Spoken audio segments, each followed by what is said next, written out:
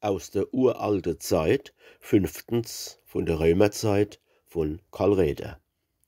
Halt, beinahe hätte ich was vergessen, die Römer waren unterdessen auch in der Räupals, ohne Frage, weit aus dem Süden eingezogen und haben sich einfach ungeniert für eine lange Zeit einquartiert und haben gedrummelt und geblosen, Kastelle gebaut und Städte und Straßen und das römische Recht eingeführt im Staat und Pelzer Mädchen geheiratet.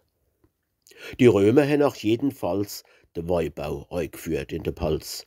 Mehr Pelzer Winzer gebrauchen heut noch Austrick aus der Römerzeit. In jedem Pelzer Reweort wie Logel, Sesel und so fort. Wie man's in Bücher lesen kann vom Dr. Friedrich Bassermann. In Städt und Feld und Wingert draus, da wählt man heut noch Sachen aus, die wo die Römer hen begraben, verleiht, wo des nicht wolle glaube. Man sieht sie im Museum stehen, verleiht, wo Zeit hen hieße gehe. So waren die Römer, wie bekannt, 500 Jahre fast, da im Land. Erst nach der Teutoburger Schlacht hen die sich wieder heimgemacht. Man sieht dort, ihr liebe Leid, sot alles auf der Welt seit Zeit.